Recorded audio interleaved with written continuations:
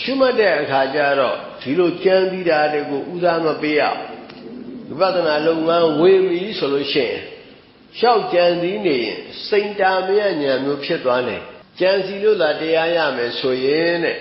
ကျေးဇူးတော်ရှင်ချမ်းမြေ့ဆရာတော်ဖျားကြီးကနိုင်ငံခြားပါမောက္ခတွေယဟန္တာကြီးဖြစ်ကုန်မှာပဲသူတို့ကအမြဲတမ်းကြံစည်နေတာပရော်ဖက်ဆာကြီးတွေပေါ့အမြဲတမ်းကြံတယ်သူတို့အနားမပေးဘာသူတို့ဘာသာရဆိုင်အမြဲတမ်းကြံစည်နေတာကြံစည်တိုင်းသာတရားရမယ်ဆိုရင်အဲ့ဒီပုဂ္ဂိုလ်ကြီးရကုန်မှာပေါ့မရဘူး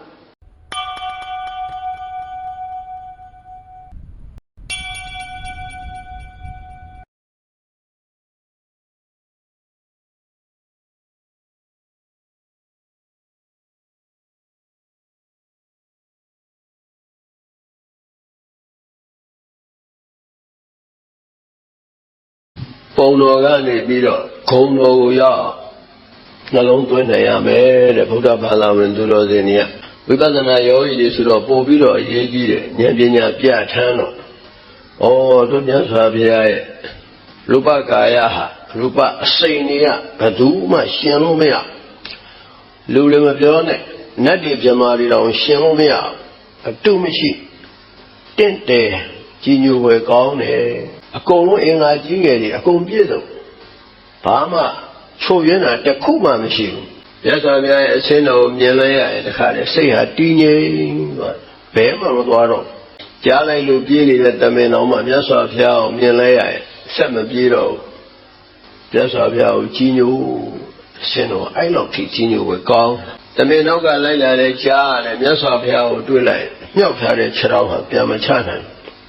မြတ်စွာဘုရားကိုကြီးညိုဒီလိုကောင်းတဲ့စိတ်ထဲကတော့မြတ်စွာဘုရားတော့ချီးကျူးထားရလားဘုရားဘာသာကြာကြာနာနာမယုံကြည်သေးတဲ့ပုဂ္ဂိုလ်တွေပေါ့ချီးကျူးတာနဲတောင်နဲသေးတယ်ဦးဇင်းတို့ပြောတာနဲတောင်နဲသေးတယ်မြတ်စွာဘုရားရဲ့အရှင်းတော်အတန်တော်ဉာဏ်တော်တကူတော်အစိမ်နေရမကြံအပ်မကြံစီနိုင်တော့အမတန်မှတင့်တယ်တော်မူတယ်အိန္ဒိယနိုင်ငံမှာဟောရင်အိန္ဒိယပုံစံပဲကလာကြီးပဲအမတန်တင့်တယ်တရုတ်နိုင်ငံမှာဆိုတရုတ်ပဲအင်္ဂလိပ်ဆိုအင်္ဂလိပ်ပဲမြန်မာဆိုမြန်မာပဲရှမ်းဆိုရှမ်းရူပအစိမ်တွေကကောင်းငင်လာမင်းကြီးတို့ကုန်လုံးကတခါတည်းပဲကြည်နေသလိုပဲဘုန်းနဲ့ဆိုင်ရာကျုပ်အကုန်ထင်ရှားလူမျိုးဘာသာမခွဲကြဘူးအကုန်လုံးကိုသာရင်ကဲ့သို့ငဲ့ညာထောက်ထားသနာတော်မူတယ်အဲ့ဒီလိုတင့်တယ်ဖို့အတုမရှိတင့်တယ်တာဟာဖြစ်ခြင်းခဲ့တဲ့ပါရမီတွေကြောင့်အကြောင်းကင်းပြီးတော့အတလွတ်ဖြစ်တာမဟုတ်တို့မြတ်စွာဘုရားတမန်တော်လည်းမဟုတ်ဘူးဘယ်သူမှမသိတဲ့ဟိုးကောင်းငင်ပုံစံနေတဲ့ဖရာကြီးလည်းမဟုတ်ဗျမာကြီးလည်းမဟုတ်ဘူးလူသားကဖြစ်သွားတဲ့ဖရာအာဇာနည်ပုဂ္ဂိုလ်ဘာဖြစ်လို့လူသားကဖြစ်ပေနဲ့လူတွေနဲ့မတူဘူးအတုမရှိတင့်တယ်လည်းဆိုတော့အနစ်နာခံပြီးဖြစ်ခြင်းခဲ့တာလေးတင်ခြင်းနဲ့ကဘာတသိပါရမီ7ပါးပြား30ကိုရှိရကာလဘာဝနာနိရန္တရဘာဝနာနိရဝတိတဘာဝနာအဘိရတိဘာဝနာဆိုတဲ့ဘာဝနာကြီး၄ပါးနဲ့ဖြစ်ခြင်းတော်မူခဲ့တဲ့မြတ်စွာဘုရားကမ္မဝိပါကဉာဏ်တော်တဲ့မြတ်စွာဘုရားအစင်းနဲ့တင့်တယ်တာမူအရေးချင်းလည်းပြည့်ဝရှိအချို့ပန်းတွေကလှတော့လှတယ်ရဏမမွေးဘူးချွာကုသိုလ်ကောင်းမှုကြောင့်လှပတယ်ဒါပေမဲ့အသိဉာဏ်ပညာခေါင်းပါတယ်လောင်းတော်ကြီးများကြတော့အဲ့လိုမဟုတ်အရှင်းမှလည်းပဲအတုမရှိတင့်တယ်ထို့တူပဲဉာဏ်တော်မှလည်းပဲအရေးချင်းမှလည်းအတုမရှိဉာဏ်တော်အနန္တလူမှကျุလို့မရအတ္တာဓာရဏဉာဏ်တော်သာအတ္တာရဏဉာဏ်စတုဝေတာရဇဉာဏ်တော်တပ္ပိညုတရွှေဉာဏ်တွေဘယ်လို့မှကျุလို့မရအခုဉာဏ်တော်ကြီးအများကြီးတဲ့တထာဂတဗလလို့ခေါ်တဲ့ဉာဏ်တော်စွမ်းအား10ပါးတဲ့ဒုတိယဉာဏ်တော်တော့ကောင်းနှလုံးသွင်းကြည်ညိုရဖရာလို့ဆိုတိုင်းဖရာသစ်ဖရာမှမဟုတ်ဘူးဒီလိုအရေးချင်းတွေနဲ့ပြည့်စုံတော်မူတဲ့မြတ်စွာဘုရားဒီလိုပိုင်ပိုင်နိုင်နိုင်သိသိခြင်းတို့မြတ်စွာဘုရားဒီလိုဉာဏ်တော်ကြီးတွေနဲ့ပြည့်စုံတော်မူတဲ့ဖြစ်နိုင်တာမဖြစ်နိုင်တော့ပိုင်ပိုင်နိုင်နိုင်မှန်မှန်ကန်ကန်သိတော့ ဒါဖြစ်နိုင်တယ်ဒါမဖြစ်နိုင်ဘူးပုထုဇဉ်ဟာဒီနေ့သူတော်ကောင်းကြီးတွေနဲ့နောက်နေကြလို့ရှိရင်သူများတက်တည်တတ်နိုင်တယ်မိဘတော်ပြန်တတ်နိုင်တဲ့အဆင့်မျိုးရောက်သွားနိုင်အဲ့ဒီလိုဖြစ်နိုင်သောတပတိမဉ္ဇဉ်ဘုံဉာဏ်ရထားတဲ့အရိယာပုဂ္ဂိုလ်ဟာဒီများရှိမှတောင်းစားပါသည်နူးနေပါစေတော့မှအာဟုသို့မလုပ်ဘူးတည်ရင်လည်းပဲကောင်းတဲ့ဒုက္ခတိကျင်းနေသွားမယ်ဖြစ်နိုင်တာမဖြစ်နိုင်တာယောဂီတို့အတွက်ပြောခဲ့သေးတယ်လေပရာဏိယင်္ဂ၅ပါးပြည့်စုံရင်ဒီဘဝမှာမဉ္ဇဉ်ဘုံဉာဏ်ရနိုင်တယ်ပရာဏိယင်္ဂ၅ပါးမပြည့်စုံရင်မရနိုင်သေးဘူးပရာဏိယင်္ဂ၅ပါးနဲ့တော့ပြည့်စုံတယ်ကိုယ်ပဋ္ဌနာပေါ့ဆုတောင်းကဖျားစုပန်ထားမယ်ဆိုရင်လည်းပါဠိဖြည့်ရအောင်ဒီဘဝမှာကြိုးစားပြီးနဲ့တေခါရုပ္ပခဉာဏ်လောက်ပဲရဟာအခတာဝကသုံးဖို့ပစ္စေကဗုဒ္ဓဆုတွေပန်ထားရတယ်ပါဠိဖြည့်အောင်မဟာတာဝကကဘာတသိန်းပါဠိဖြည့်ရမယ်အဲ့ဒါလည်းပဲပါဠိဖြည့်လို့ပါဠိပြည့်မှဖြစ်တယ်ပဂတိတာဝကကတော့ဗရနဲ့ဗရဏိယင်္ဂ၅ပါးနဲ့ပြည့်စုံတဲ့ကျိုးရတယ်ဆိုဒီဘဝမှာဟုတ်ရနိုင်တယ်မပြည့်စုံရင်တော့ဖရာအလောင်းနဲ့ပိုးကြတယ်ဖရာအလောင်းနဲ့ပိုးကြတယ်တဲ့ယောဂီတို့အခုပုထုဇဉ်တွေကြည့်ပါလားဖရာဆုတော့မပေါအောင်ဖရာတွေအသိချေနန္ဒပွင့်သွားတာခုတည်းကမကျွတ်နိုင်မလွတ်နိုင်သေးဘူးဉာဏ်ဉာဏ်ရခြင်းပါတယ်ဆိုပြီးတော့မကြိုးစားတော့လေးသိချေကဘာတသိန်းပါဠိမရှိဖြည့်တယ်ဖရာလောင်းနေတဲ့ပိုးကြတယ်ကျိုးသားရင်တော့မြန်မြန်ဆန်ဆန်ရနိုင်တယ်အဲ့လိုဖြစ်နိုင်တာမဖြစ်နိုင်တာတွေကိုပိုင်ပိုင်နိုင်နိုင်သိတော်မူတဲ့မြတ်စွာဘုရားဒီနေ့သူတော်ကောင်းတို့နှလုံးသွင်းကြည်ညိုရမှာကမ္မဝိပါကဉာဏ်တော်ကမ္မဝိပါကဉာဏ်တော်ဆိုတာကမ္မသမာဌာနကံရဲ့အကျိုးပေးကိုကောင်းကောင်းမွန်မွန်ပိုင်ပိုင်နိုင်နိုင်သိတော်မူတဲ့ဝိပါကဝရဏဉာဏ်တော်ကြီးနဲ့ပိုင်ပိုင်နေနေသိတော့ဝိပါကဝရဏဝိပါကအာဝရဏအကျိုးပေးတားမြစ်ထားတာတွေရှိတယ်စေတနာတရားရှိတယ်ကြိုးစားတယ်ဒါပေမဲ့အဲ့ဒီပုဂ္ဂိုလ်ဟာပရိသန်နေတွေတော့ဒွိဟိတ်နဲ့ပရိသန်နေနေဒီဘဝမှာကြိုးစားပြီးနေဆံလည်းမရအောင်မဖို့လည်းမရနိုင်ပရိသန်နေတော့ဒွိဟိတ်နဲ့ပရိသန်နေလာတယ်တိဟိတ်နဲ့ပရိသန်နေလို့ရှိရင်တော့ဘယောကတံပတ္တိအစရှိတဲ့တံပတ္တိတွေနဲ့ပြည့်စုံရင်ရနိုင်ဒွိဟိတ်အဟိတ်တို့အဲ့လိုပရိသန်နေလာလို့ရှိရင်တော့မရနိုင်ဘူးပါဠိဖြစ်အောင်တော့ပဲရမယ်အကျိုးပေးမှာကြာကြာနာနာသိတော်မူတယ်တို့တမန်နေနဲ့အာဟုသူတွေကဆိုးကျိုးပေးတယ်ကုသိုလ်ကကောင်းကျိုးပေးတယ်ဟုတ်တော့ဟုတ်တယ်တိတရားတွေအများကြီးကြံနေတယ်ကမ္မဝိပင်္ဂသုံးဆိုတော့ဒီမနိုင်ငံမှာတော့ဝိပင်လို့ခေါ်ကြတာပေါ့ဝိပင်္ဂကံရဲ့သဘောတရားတွေကိုရှင်းပြထားတာအများကြီးပဲကံကနေဉာဏ်ကိုကျေးဇူးပြုတာကံကောင်းမှဉာဏ်ကောင်းဉာဏ်ကောင်းတော့ကံကောင်းပြန်လည်ကျေးဇူးပြုကြအာဟုသိုလ်တွေလုံနေပေမဲ့လို့တံပတ္တိ၄ပါးနဲ့ပြည့်စုံနေအဲ့ဒီအာဟုသိုလ်ကချက်ချင်းအကျိုးမပေးနိုင်ဘူးအားနဲ့သွားကုသိုလ်ပေါင်းမှုတွေဒီဘဝမှာကြိုးစားနေတယ်ဒီတရားယောဂီတွေဆိုများသောအားဖြင့်စိတ်ကောင်းရှိတဲ့သူတွေအများနဲ့ကြိုးစားကြတယ်ဒါနသီလဘာဝနာအလှူရတဲ့လက်နဲ့မကွာအများနဲ့လှူနေကြတယ်ဘုံတိုင်းနဲ့ချက်ချင်းအကျိုးမပေးတာဟာဝိပတ္တိ၄ပါးနဲ့ကျုံနေလို့ရှိရင်ချက်ချင်းအကျိုးမပေးနိုင်ဘူးကျိုးတော့ပေးမယ်ကောင်းကျိုးကလည်းပဲချက်ချင်းမပေးနိုင်ဘူးဆိုးကျိုးကလည်းချက်ချင်းမပေးနိုင်ဘူးအာဟုသိုလ်တွေလုံနေတဲ့ပုဂ္ဂိုလ်ကိုဆိုးကျိုးဘာဖြစ်လို့မပေးနိုင်လဲဆိုတော့တံပတ္တိ၄ပါးနဲ့ပြည့်စုံနေဆိုးကျိုးကောင်းကောင်းမပေးနိုင်ဂတိဥပတိကာလပယောဂလို့ခေါ်တယ်ဂတိတံပတ္တိနဲ့ပြည့်စုံနေမယ်ဥပတိတံပတ္တိနဲ့ပြည့်စုံနေမယ်ကာလတံပတ္တိနဲ့ပြည့်စုံနေမယ်ပယောဂတံပတ္တိနဲ့ပြည့်စုံနေမယ်ဆိုရင်ဒီဆိုးကျိုးကောင်းကောင်းမပေးနိုင်ဒီဂတိတံပတ္တိစသည်ကတားထားဂတိတံပတ္တိဆိုတော့လူဘဝရောက်နေတာဂတိတံပတ္တိပဲကောင်းရမွန်ရရောက်ပုပ္ပလိတံပတ္တိခန္ဓာကိုယ်အကုန်ပြည့်ပြည့်စုံစုံတင်းနဲ့တဲတယ်ဖြစ်နေတယ်။ဒါဆိုရင်လည်းဆိုးကျိုးကောင်းမပေးနိုင်ဘူး။ကာလတံပတ္တိချိန်ခါကာလအဖြစ်ငြိမ်းချမ်းတဲ့ချိန်ခါနဲ့ပြည့်စုံနေလဲဆိုးကျိုးကောင်းမပေးနိုင်ဘူး။အရေးကြီးတာကနောက်ပိတ်ဆုံးပယောခတံပတ္တိပ ပယောဂတံပတ္တိတဲ့သူတော်ကောင်းတို့ဘာတံပတ္တိပါလဲပယောဂတံပတ္တိဆိုတာလုံလဝိရိယနဲ့ပြည့်စုံခုယောဂီတို့လုံလဝိရိယနဲ့ကြိုးစားနေကြတယ်ကိုယ်မှလည်းကိုအေးစေသိမနေအောင်ဉာဏ်ရှောင်းလိုက်ထိုင်လိုက်အဝေယဝိသသမားတွေဆိုလည်းပဲပင်ပန်းခံပြီးလောက်ကင်နေ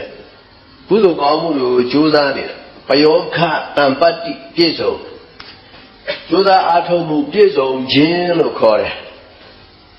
ယ်ကုသိုလ်ကောင်းမှုတွေကိုကြိုးစားအားထုတ်နေတဲ့အခါကျတော့အတိတ်တိတ်ကအာဟုသူတွေကဆိုးကျိုးပေးခြင်းမင်းနဲ့ဆိုးကျိုးပေးခွင့်မရဘူးအခုကုသိုလ်ကောင်းမှုတွေကိုကြိုးစားနေတဲ့အတွက်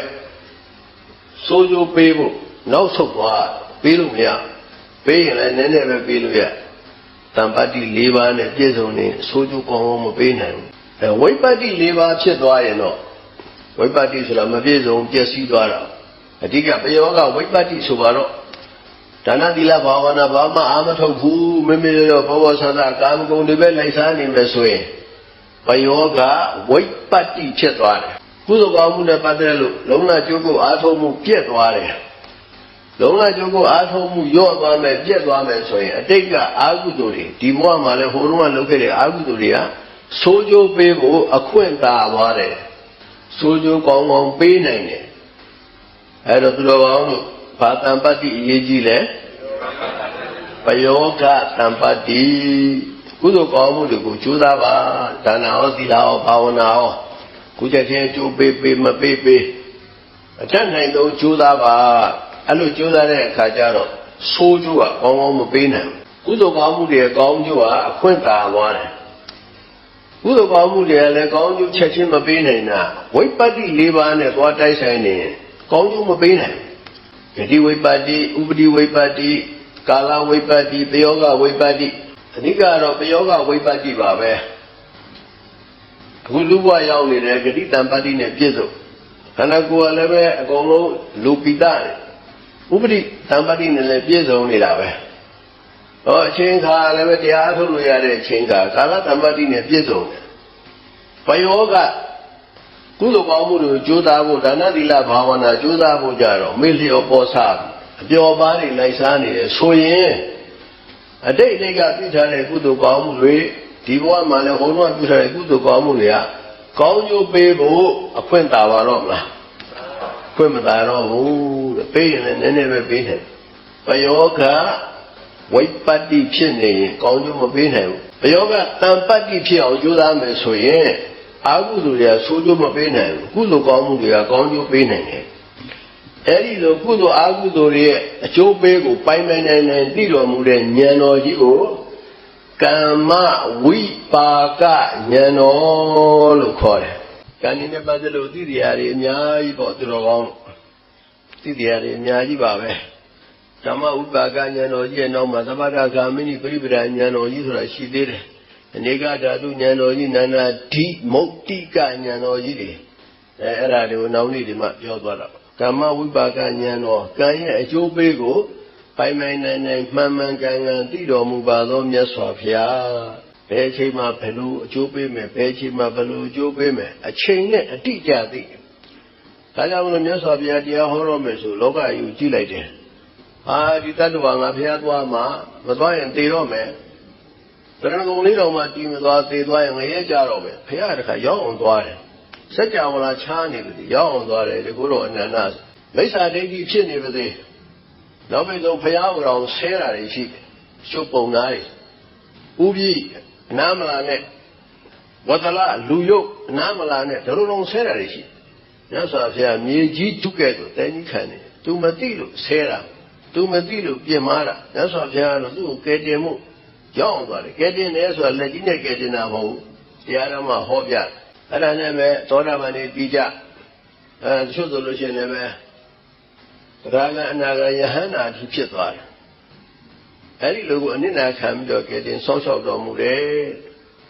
ဒီလိုမှသွားကဲမကဲတော့သူတော့သိတော့မယ်တရားဓမ္မဟောပြမှာမဟောပြရင်တော့တရားဓမ္မမသိရင်တော့သူတော့ဖယ်ကြတော့မယ်သုပတ္တပရပိုက်ကြီးပါမြတ်စွာဘုရားပြိဋိဘံဆံသွားရင်သူ့ဘယ်လိုမှချုပ်လို့မရဘုရားဝိနည်းရသူ့အတွက်အာယုသင်္ခါရသမာပတ်လို့လည်းခေါ်တယ်ကျိုးဆရာတော်တွေကြတော့အာယုပါလက thama ba that would take honey yoga de go biao ba that do shit say big anima sela alua ju biro suti bia ju piano mu lauk de wedana ri phit paw tubada barabai ji ko tia ho bou de nya swa phya ayu thingkhara thama ba thomo ayu palaka thama ba ko win sa biro yoga de a kong long thama ba ne phit chin ma lai ai tubada barabai ji ko tia ho biro ma ho naw ja lo ma pian short like that boy. Now so now we so large or short like that. I think I had lot I bring even son, you are pian one of it. That why penny they may pero te aya, te aya manaya, a believer jabome, a common bidon. That young one yes of here, that why Suti, Britani, Suti the Gaganiva.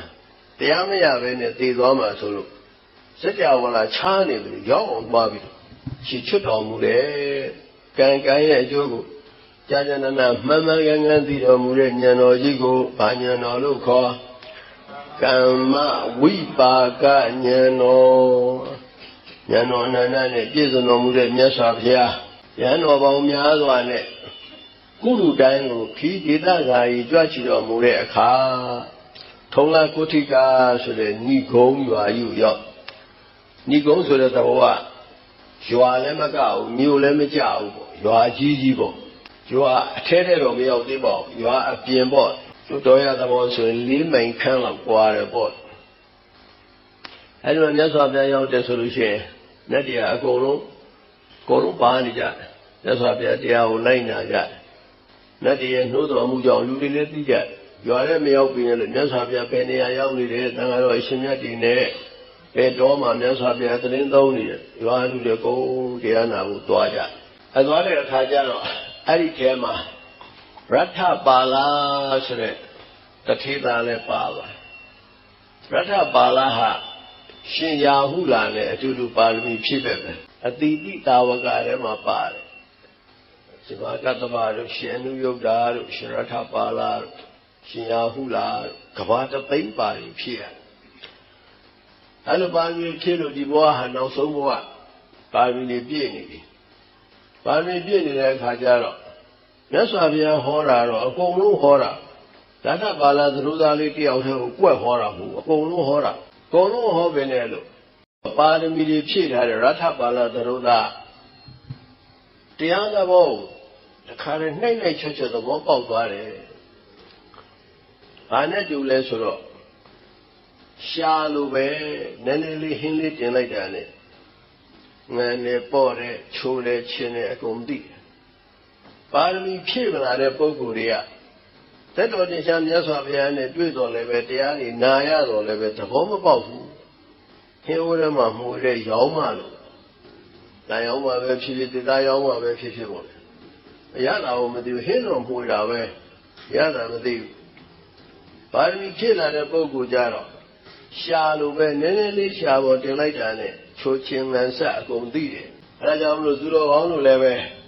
I put the art of them, I don't go home with the Bagua. Nale,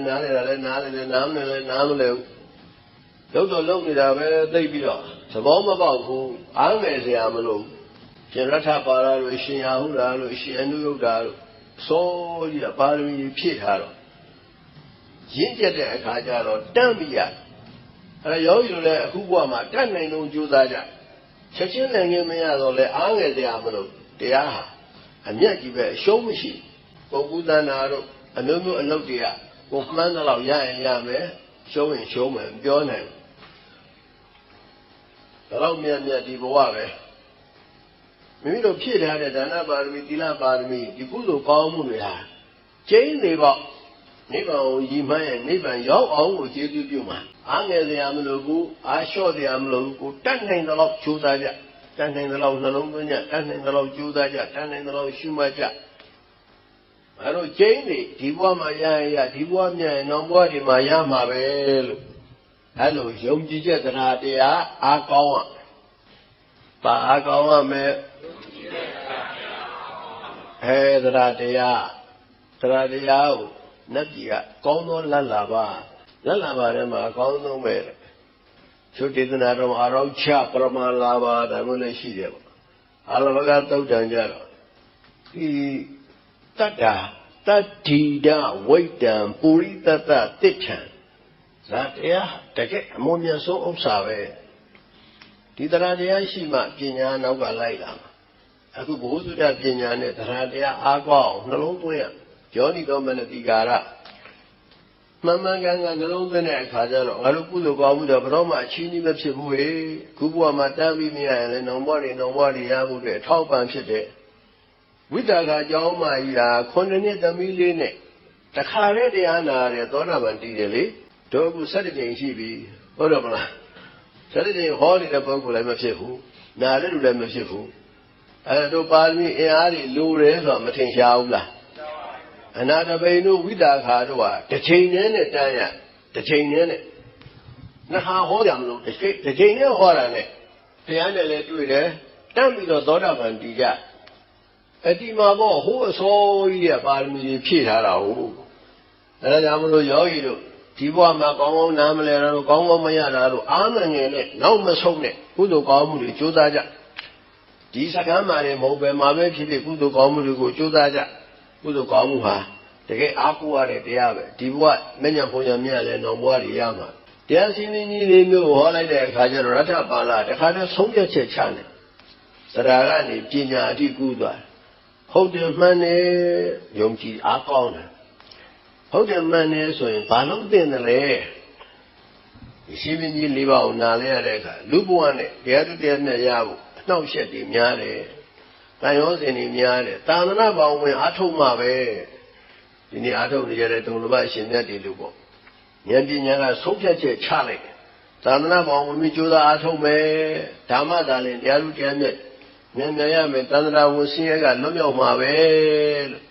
ယုံကြည်ချက်ရဲ့ဆုံးဖြတ်ချက်တခါနဲ့ရှင်ထဲမှာဆုံးဖြတ်ချက်ချတယ်အတိတ်ကအင်အားပါလာအတိတ်ကအင်အားပါမလာလို့ရှိရင်တော့ကောင်းတော့ကောင်းတယ်နောက်ကဘာလာလို့လဲဒါပေမဲ့ဆိုတာကောင်းတော့ကောင်းတယ်ကောင်းပါတယ်ဆရာတော်တန်ခါတော်တွေတရားပို့တာလည်းကောင်းပါတယ်တို့တရားထိုင်ရတယ်လည်းကောင်းပါတယ်ဒါပေမဲ့ဆိုပြီးနောက်ဆုံးသွားဘာလို့နောက်ကအင်အားမပါလာတဲ့အခါကျတော့ဝိဇ္ဇာတဏှာကြားရဝင်ဖြစ်တာဒါသူတို့နဲ့သွားမတူနဲ့သူတို့ကသူတို့ပဲတို့ကကိုယ့်ဟာကိုယ်ပဲကိုယ်မှမိသားစုရှိတယ်ဆိုနောက်ဆုံးသွားတာအဲ့ဒါတရားရည်ပညာတွေအားကောင်းအောင်လို့ကြော်ကောင်းလို့တရားလဲနာရမယ်တရားလဲပွားများအားထုတ်ရမယ်တဲ့အဲ့ဒါတည်းပဲဆုံးဖြတ်ချက်ချပြီးတော့သာသနာ့ဘောင်ဝင်မယ်ဆိုပြီးတော့ဆုံးဖြတ်ချက်ချပြီးတော့မြတ်စွာဘုရားထံတရားပွဲပြီးတာနဲ့သွားလျှောက်ဘုရားကြီးတော်ဘုရားမြတ်စွာဘုရားတပည့်တော်ကိုသန္တနာဘောင်တွင်သူသိချင်းမြင်တော်မူပါဗျာအဲ့တော့မြတ်စွာဘုရားကမိဘနှစ်ပါးခွင့်ပြုမှပါဗျာသန္တနာဘောင်ကိုဝင်ပြုတယ်မိဘနှစ်ပါးခွင့်ပြုချက်ရမလားမိဘနှစ်ပါးတော့ခွင့်မပန်သေးပါဘူးအဲ့ဒါဆိုခွင့်တော့ပန်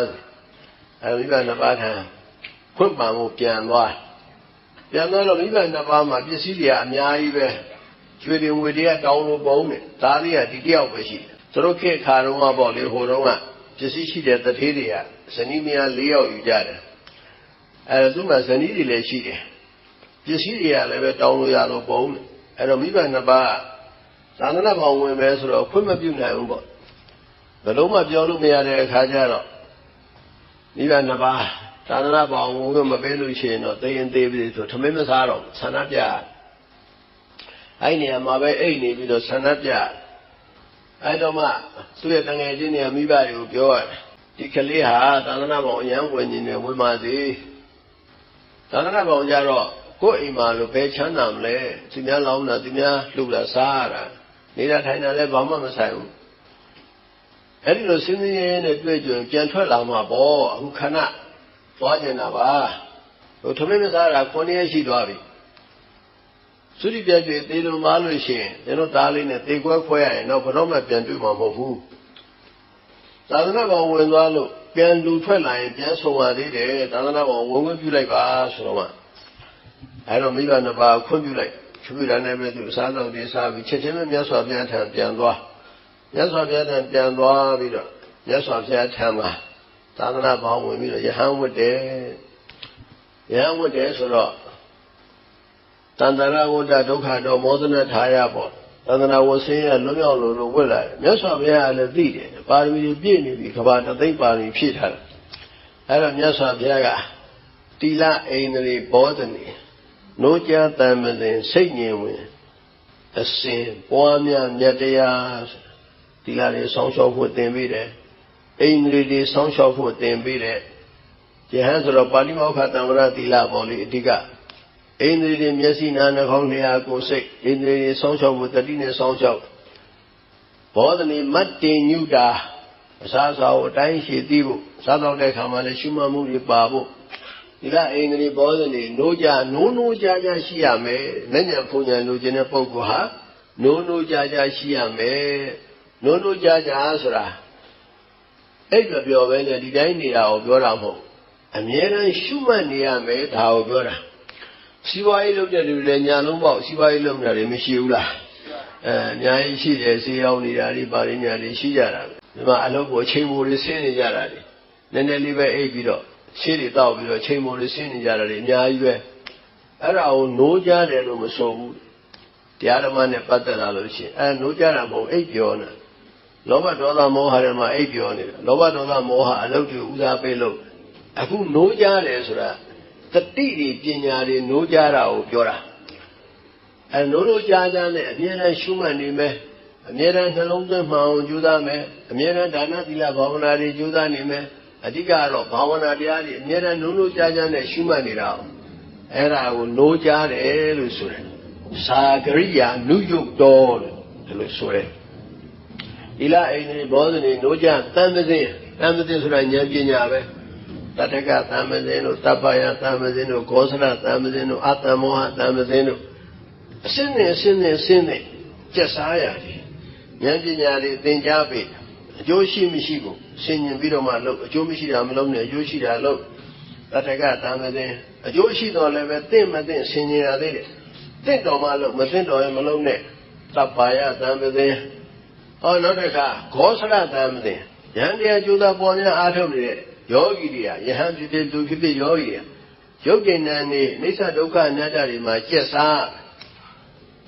လူတွေအလုပ်စီးပွားရေးအလုပ်တွေယောက်ျားတွေမိန်းမတွေပုဂ္ဂိုလ်သတ္တဝါတွေပြည့်ညတ်တွေပေါ်မှာကျက်မစားအောင်ကျက်စားမှာရုပ်ဉာဏ်တွေပဲအကြောင်းတွေအကျိုးတွေပဲအိဋ္ဌဒုက္ခအနတ္တတရားတွေပဲဒုက္ခသစ္စာတရားတွေပဲအဲ့ဒါကိုအမြဲတမ်းကျက်စားအမြဲတမ်းနှလုံးသွင်းရမယ်အမြဲတမ်းရှုမှတ်နေရအဲ့ဒါကိုတံပဇင်ညလို့ခေါ်တယ်နောက်ကြတော့စိတ်ညင်တဲ့နေရာမှာတယောက်တည်းအားထုတ်အကုန်လုံးရင့်ကျက်သွားတဲ့အခါစိတ်ညင်တဲ့အခါအားထုတ်တော့မြတ်စွာဘုရားရှိမှဝိနည်းတွေသင်ရတယ်ကမ္မထမ်းတွေသင်ရတယ်အကုန်လုံးသင်ကြားပြီးတော့မှရင့်ကျက်တဲ့အခါကျတော့မှတယောက်တည်းအားထုတ်အဲ့လိုသင်ကြားပြီးတော့အဲ့ဒီမှာလောက်ဝက်လောက်နေတယ်ထုံလာကုတိကဏိကုံးကြီးမှာမြတ်စွာဘုရားလောက်ဝက်လောက်15ရက်လောက်သတင်းသုံးပြီးတော့စေတုံကျောင်းကိုပြန်ကြွစေတုံကျောင်းကိုပြန်ကြွတော့ကမ္မထမ်းတရားတွေသင်ပြီးသားဆိုတော့မြတ်စွာဘုရားနောက်ကလိုက်သွားတယ်တော်ပင်တောင်ထွက်တခါတည်းပြင်းပြင်းထန်ထန်ကြိုးစားလိုက်တာမကြာခင်ပဲအာသောတရားတွေကုန်ခန်းပြီးတော့ယဟန္တာအရှင်မြတ်ကြီးဖြစ်သွားတယ်ရှင်ရထပါဠဘာဖြစ်သွားလဲအခုတရားဟောတဲ့အခါကျတော့ယဟန္တာဖြစ်တယ်မြန်လာဟုတ်တယ်တကယ်လို့ကြိုးစားတဲ့အခါကျတော့ချက်ချင်းကြီးဖြစ်ဖို့လွယ်ပါမလားခုနလိုနိုးကြတံမစဉ်စိတ်ငြိမ်ဝင်နိုးကြရှိလို့အမြဲတမ်းရှုမှတ်ပွားများနေရမယ်တတိပဋ္ဌာန်၄ပါးမှာလည်းသူတော်ကောင်းတို့အခုရှုမှတ်နေတာပဲကိုယ်မူရာဖြစ်တိုင်းမှာမှန်သွားသိရမည်သွားလာအဆန္ဒတောက်တာရှုမှတ်ဖို့သင်ကြားပေးနေတယ်ထိုင်ရတယ်မဟုတ်သင်္ကြန်လျှောက်တာတွေသင်ကြားပေးတယ်ဝတ်စားလဲတာတွေအကုန်လုံးအဲ့ဒီလိုရှုမှတ်နေတော့ကိုယ်မူရာဖြစ်တိုင်းရှုမှတ်တော့သိမသွားဘူးလားအဲ့ဒါသိတဲ့ဉာဏ်ပညာပဲနည်းနည်းတော့ကြတော့အများကြီးသိသွားတယ်ကိုယ်မူရာဖြစ်တိုင်းမှာမှန်စွာသိရမည်ကောင်းဆိုးလက်ပါဝေဒနာပေါ်ရာသိရမည်ကောင်းတာပဲဖြစ်ဆိုးတာပဲဖြစ်အလတ်စားပဲဖြစ်ခန္ဓာမှုဝေဒနာတွေကိုပေါ်တိုင်းသူတော်ကောင်းတို့ဘာလုပ်ရမလဲရှုမှတ်ပွားများရမယ်ကောင်းဆိုးလက်ပါဝေဒနာပေါ်ရာသိရမည်နံပါတ်3ကစိတ်အမူအရာဖြစ်တိုင်းမှာမှန်စွာသိရမည်မှန်စွာသိရမယ်ဆိုတော့မှန်စွာသိအောင်ရှုမှတ်ကြဒါပြောတာမှန်စွာသိရမည်အဓိကမှားမှာစိတ်ကပိုပြီးရေးကြည့်တယ်စိတ်ကူးတာတွေစဉ်းစားတာတွေနိုင်မှတ်နိုင်မှ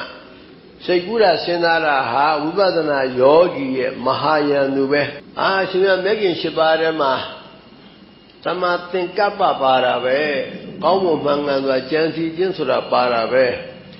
ရှင်ပြတော့မကြံစည်နဲ့ပြောနေတဲ့သူ့နေရာနဲ့သူသုံးရပါရှုမှတ်ပွားများလို့ဘလို့မှမရဘူးစိတ်ထဲမှာအကြောင်းတစ်ခုကြောင့်ရှုမှတ်လို့ကိုမရနိုင်ဘူးပြစ္ဆုတ်ပန်တဲ့ရှုမှတ်လာကိုမရနိုင်ဘူးဆိုရင်တော့ကြံစည်တာကိုဦးစားပေးရဝေရအောင်မယ်နာရအောင်မယ်သိရအောင်မယ်ခွဲခွာရအောင်မယ်ကံသာလေကိုယ်ပိုင်ဥစ္စာပဲအနိစ္စဒုက္ခအနတ္တစသည်အဖြစ်တံဝကရဖို့တကူကြံစည်စဉ်းစားပေးရတမ္မာဝိတက်လို့ခေါ်တယ်ဝိတက်နဲ့သင်္ကပ္ပဟာအတူတူပါပဲဒါပေမဲ့သူ့နေရာနဲ့သူသုံးတာပေါ့တရားကျင့်တဲ့အခါကျတော့သင်္ကပ္ပနဲ့သုံးတယ်မဂ္ဂင်၈ပါးမှာအပြင်လောကမှာကျတော့ဝိတက်နဲ့သုံးတယ်မကောင်းတဲ့ဝိတက်၃ပါးကောင်းတဲ့ဝိတက်၃ပါးကာမဝိတက်ဗျာပါဒဝိတက်ဝိဟိန္ဒဝိတက်ဒါမိစ္ဆာဝိတက်တွေမကောင်းမှုအမှားတွေကြံစည်မှားတွေအဲ့ဒါတွေမကြံစည်အောင်နိက္ခမဝိတက်တော်ထွက်ဖို့ယဟန်ဝတ်ဖို့ကျူသာအားထုတ်ဖို့ဒါကြံစည်ရဝိဟိန္ဒဗျာပါဒဝိတက်သတ်ဖြတ်ညှင်းဆဲမှုတွေရှောင်ပြီးတော့မေတ္တာပွားများဖို့ဝိဟိန္ဒဝိတက်မညှင်းဆဲဖို့တဏှာဖို့ငဲ့ညာထောက်ထားဖို့အဲ့မကောင်းနိုင်ရဲ့ကောင်းနိုင်ကောင်းတဲ့ဘက်ကိုတရားဓမ္မတွေကိုကြံစည်ရရှုမှတ်တဲ့အခါကျတော့ဒီလိုကြံစည်တာတွေကိုဥစားမပေးရဝိပဿနာလုပ်ငန်းဝင်ပြီဆိုလို့ရှိရင်ရှောက်ကြံစည်နေရင်စိတ်တာမရညာမျိုးဖြစ်သွားနိုင်ကြံစည်လို့သာတရားရမယ်ဆိုရင်တဲ့ကျေးဇူးတော်ရှင်ချမ်းမြေ့ဆရာတော်ဖျားကြီးကနိုင်ငံခြားပမောက္ခတွေကယဟန္တာကြီးဖြစ်ကုန်မှာပဲသူတို့ကအမြဲတမ်းကြံစည်နေတာပရောဖက်ဆာကြီးတွေပေါ့အမြဲတမ်းကြံတယ်သူတို့အနာမပေးဘူးဘာသူတို့ဘာသာရဆိုင်အမြဲတမ်းကြံစည်နေတာကြံစည်တိုင်းသာတရားရမယ်ဆိုရင်အဲ့ဒီပုံကိုယ်ရကုန်မှာပေါ့မရဘူးအတ္တကဝဆရောတဲ့ဆန်တို့မက်တို့ဖို့တို့ဆိုတာကြံစည်တိုင်းမရဘူးသူ့အဆင့်နဲ့သူပဲဇမ္မာဆိုရင်ပထမဇန်ပဲဝိတက်ပါတယ်ဒုတိယတတိယကျတော့ဝိတက်မပါတော့ဘူးဝိပဿနာမှာလည်းဒီတိုင်းပဲဝိပဿနာပြစ္ဆုတ်ပန်တဲ့မရှိမနိုင်ကြံစည်ပါဩနာသေးကြံစည်ရမယ်အိဋ္ဌဒုက္ခအနတ္တကြံစည်ရမယ်လူဘဝအမတ္တမရခဲ့တဲ့သာသနာ့ရေးအမတ္တမကြုံခဲ့တယ်အချိန်ကြီးတုန်းလုံးလဆိုင်မှာပဲဟေးကောင်းမြတ်တဲ့စိတ်တွေဖြစ်အောင်ကြံစည်ရတကယ်ကြိုးစားအားထုတ်ပြီးအလုတ်ခွင်နဲ့ဝင်ပြီးဆိုရင်တော့ပေါ်ရအောင်ရှုမှတ်တာအကောင်းဆုံးပဲအဲ့လိုရှုမှတ်ပွားများတဲ့အခါမှာခုနတတိပဋ္ဌာန်၄ပါးစိတ်အမူအရာဖြစ်တိုင်းမှာမှန်စွာသိရမည်ပေါ်တိုင်းအကုန်ရှုမှတ်ပြရသဘောထွေလာထင်ရှားလာမှန်စွာသိရပိုင်းခြားသိရမည်သဘောတွေဆိုတာကတော့ဓမ္မ ानु ပဒနာကိုဆိုလိုပါတယ်ခန္ဓာတို့និဝရဏတို့ဒီအပိုင်းတွေဘုဇင်တို့အဲ့ဒီစာတွေလျှောက်စဉ်းစားနေတော့မှားရတာခက်တယ်ကျေးဇူးတော်ရှင်မဟာစီဆရာတော်ဘုရားဓမ္မ ानु ပဒနာမြင်နာကြားတာတွေမှတ်ရတာဓမ္မ ानु ပဒနာသဘောပိုင်းပါသွားတာပဲခန္ဓာလည်းပါသွားတာပဲនិဝရဏလည်းပါသွားတာအဲ့တော့ကိုယ်မူရာဖြစ်တိုင်းမှာမှန်သာရှုရမယ်မှတ်ရမယ်ခံစားမှုရာဖြစ်တိုင်းမှာမှန်သာရှုရမယ်မှတ်ရမယ်စိတ်မူရာဖြစ်တိုင်းမှာမှန်သာရှုရမယ်မှတ်ရသဘောတရားထင်ပေါ်ညာပိုင်းခြားသိရမည်သဘောတရားတွေမြင်တာတွေကြားတာတွေနားတာတွေစားတာတွေထိတာတွေသိတာအဲ့ဒါတွေအကုန်လုံးရှုမှတ်လို့အကုန်လုံးရှုမှတ်တိုင်းလာပြီဆိုတော့ပထမဦးဆုံးသဘာဝသဘောတရားတွေသိလာတယ်သဘာဝသဘောတရားတွေသိတာကိုသဘာဝလက္ခဏာကိုသိတယ်လို့ဆိုလိုပါတယ်သဘာဝလက္ခဏာဆိုရုပ်တည်နံတွေကိုသိတာဒါရုပ်တရားပဲဒါနံတရားပဲတရားနာလို့သိတာစာအုပ်ဖတ်လို့သိတာကတစ်မျိုးပိုင်းခြားပြီးတော့ခုလိုအားထုတ်လို့သိတာကတစ်မျိုးပို့ပြီးလေးနဲ့တယ်မသိတာရုပ်သိတာနာမဲဆိုတာတော့အကုန်လုံးစာတတ်တဲ့လူတိုင်းသိတာခန္ဓာကိုယ်မှာတကယ်ဖြစ်နေတဲ့ရုပ်တရားနာတရားကိုပြစ္ဆုတ်ပန်တဲ့ရှုမှတ်တော်မှသဘောပေါက်တယ်ပြစ္ဆုတ်ပန်တဲ့ဖောင်းတော့ဖောင်းတဲ့ဖောင်းကိုက်မှာဖောင်းတယ်ပိန်တော့ပိန်တယ်ပိန်ရမှာပိန်တယ်အာနာပါနာသမဆိုလို့ဝင်တယ်ထွက်တယ်ပေါ့သောတမဆိုရင်တော့ဖောင်းတယ်ပိန်တယ်ထိုင်တယ်ထိတယ်အဲ့လိုပြစ္ဆုတ်ပန်တဲ့ရှုမှတ်နိုင်တဲ့အခါရှုခံကလည်းသဘောတရားပဲရှုဉဏ်လည်းသဘောတရားပဲသဘောတရားတွေသိတာ